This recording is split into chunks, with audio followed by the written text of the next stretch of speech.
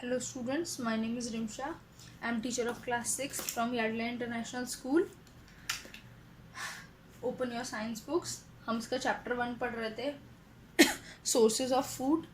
हमने अब तक नीड फॉर फूड पढ़ा, बेसिक फंक्शंस ऑफ फूड पढ़े, सोर्सेज ऑफ फूड पढ़े हैं हमने. पहले प्लांट्स पढ़े थे, प्लांट्स के एडिबल पार्ट्स के बारे में पढ़ा था. इंग्रेडिएंट्स क्या होते हैं ये पढ़े थे.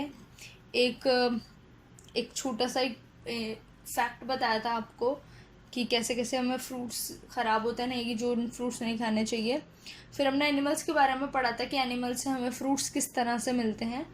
तो बहुत तरह के हमें जो फूड हैं वो एनिमल से मिलते हैं. और जो हम हनी कैसे मिलता है, हमें हनी हम तक कैसे पहुंचता है, उसका हमने एक प्रोसेस पढ़ा था. ठीक है. और हनी निकालने का जो प्रैक्टिस होती है हनी बीज को रेयर करने की और उनसे हनी और वैक्स लेने की जो वो पूरी प्रैक्टिस होती है, जो प्रोसेस होता है, उसको बोलते हैं हम एपीकल्चर. हमने ये पढ़ा था. अब हमें यहाँ से पढ़ना है. So pay attention. Meat of some animals such as goat, chicken and fish is eaten by human beings. Human beings बहुत सारे animals का मीट भी खाते हैं. जैसे कि हम गोट खाते हैं, यानी कि हम मीट खाते हैं, गोट खाते हैं. चिकन खाते हैं, चिकन से भी खाते होंगे. फिश खाते हैं. ठीक है. यह ह्यूमन बींग्स खाते हैं. हम इन एनिमल्स को हम खा सकते हैं. गोट खा सकते हैं, चिकन खा सकते हैं, फिश खा सकते हैं. कीपिंग बर्ड्स फॉर एग्स और मीट इज कॉल्ड पोल्ट्री.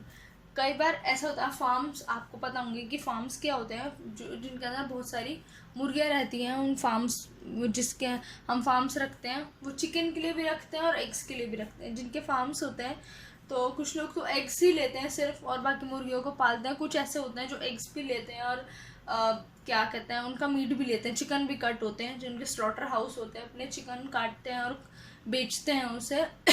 और कुछ लोग होते हैं जो एग्स बेचते हैं.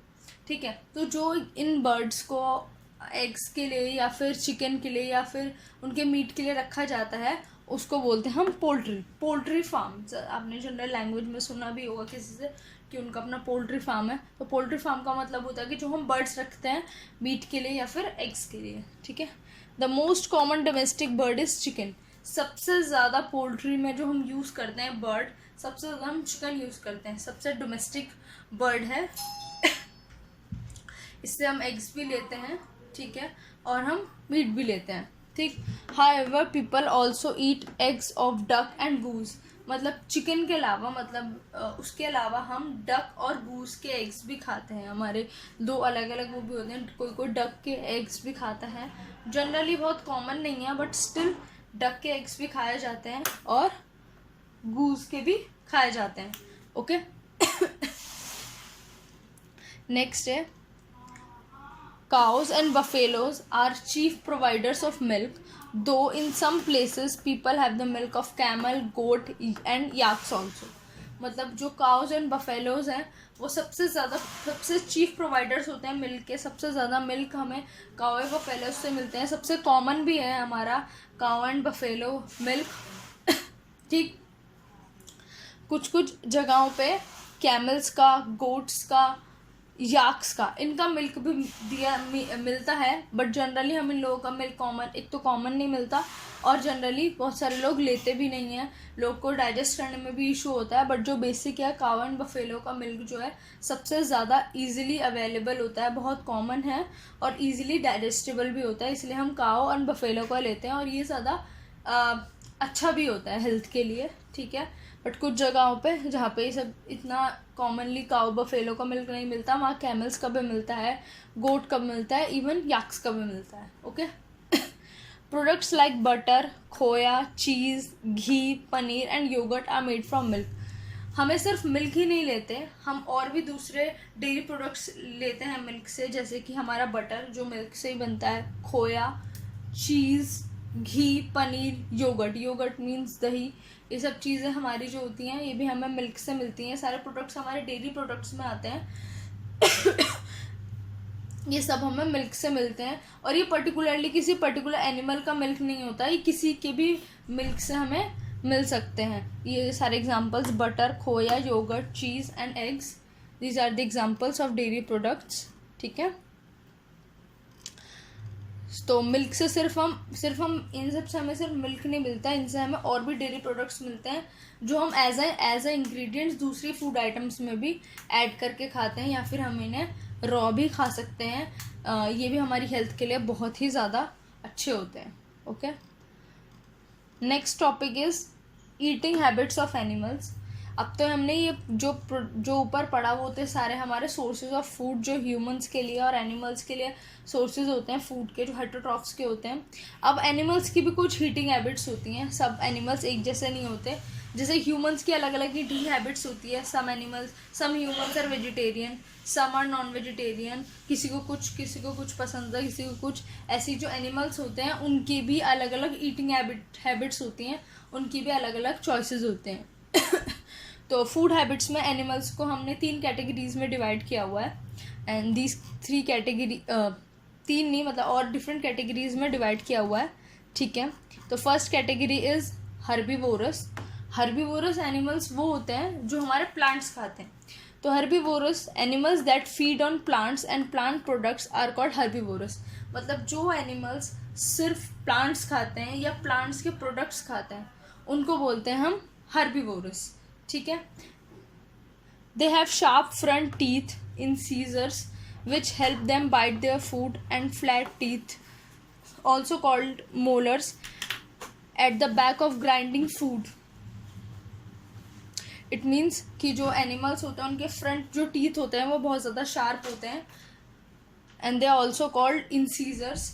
ये फूड को बाइट करने में हेल्प करते हैं। और उनके जो मोलर्स होते हैं, इनके जो साइड वाले टीथ होते हैं वो फ्लैट होते हैं, वो फूड को ग्राइंड करने में हेल्प करते हैं। Cows, buffaloes, horse, goats and sheep are some example of herbivorous. Herbivorous animals के examples हैं cows, buffaloes, horses, goats, sheep। ये कुछ examples हैं जो herbivorous हैं, यानी कि जो सिर्फ plants ही खाते हैं, ये animals को नहीं खाते। ठीक है, इनके दांत भी अलग होते हैं, फ्रंट जो होते हैं वो इंसीजर्स होते हैं अपने फूड को काटने के लिए, और साइड वाले जो होते हैं वो फ्लैट होते हैं, जिनको हम मोलर्स भी बोलते हैं, वो ग्राइंड करने के लिए होते हैं फूड को। ठीक है, इनको हम बोलते हैं herbivorous animals. Okay, note down the definition of herbivorous: animal that feed on plants and plant products are called herbivorous. Okay, next is carnivorous. Animals that feed on flesh of other animals are carnivorous. Carnivorous animals वो होते हैं जो दूसरे animals का flash खाते हैं, मतलब वो प्लांट्स या प्लांट प्रोडक्ट्स नहीं खाते, वो दूसरे एनिमल्स का फ्लैश खाते हैं, उन्हें बोलते हैं हम carnivorous. They have long sharp front teeth called canines and to tear the flesh of their pray.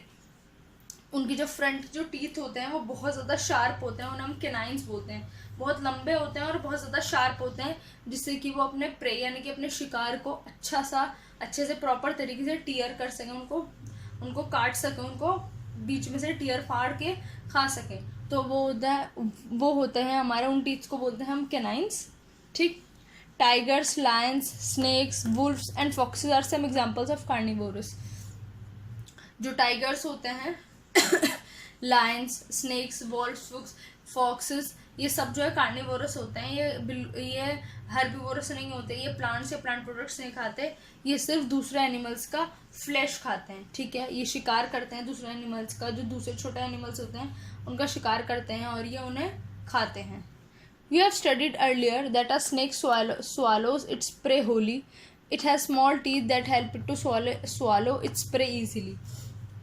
पहले भी पढ़ा होगा, लेकिन जैसे जो स्नेक्स होते हैं वो अपने प्रे यानी कि अपने शिकार को वो पूरा ही, जैसे कोई भी चीज़ को वो चबाते नहीं है, वो अंदर डायरेक्ट पूरा स्वालो कर लेते हैं, अंदर पूरा निगल लेते हैं, क्योंकि उनके जो टीथ होते हैं वो बहुत छोटे छोटे होते हैं, जिसकी हेल्प से वो पूरा अपना प्रे यानी कि पूरा अपना जो शिकार जिसका भी वो शिकार करते हैं उसको पूरा आराम से अंदर ही निगल लेते हैं, अंदर एक ही बारी में स्वालो कर लेते हैं। उनको च्यू नहीं करते, उनको चबाते नहीं है ना, उनको ऐसे जैसे टाइगर्स, लायंस उसके अपने प्रे को फाड़ देते हैं, अपना बीच में से टुकड़े कर देते हैं, उसके फ्लैश के डिफरेंट पीसेस करके खाते हैं। बट जो स्नेक्स होते हैं वो ऐसा नहीं करते, वो एक ही बारे में अपना पूरा प्रे, अपना पूरा शिकार जो अपना पूरा खाना है वो एक ही साथ स्वेलो कर लेते हैं। ओके, नेक्स्ट है आपका ओमनिवोरस, ये हम नेक्स्ट क्लास में पढ़ेंगे। तो आपने अभी तक जो डेफिनेशंस पढ़ी हैं इनको आप अपनी नोटबुक में नोट डाउन कर लेना. Herbivorous and carnivorous. हर्बीवोरस कौन होते हैं उसके एग्जांपल्स, कार्निवोरस के एग्जांपल्स, और इनके पास किस तरह के टीथ्स होते हैं ये भी लिखना है. इनके पास होते हैं इंसीजर्स. फ्रंट टीथ को इंसीजर्स बोलते हैं और फ्लैट टीथ को हम मोलर्स बोलते हैं. और कार्निवोरस हैव कैनाइन्स. तो ये तीनों चीज़ें आप आराम से नोट डाउन कर लेना. कल से हम ये ओमनीवोरस के बारे में पढ़ेंगे. ठीक है.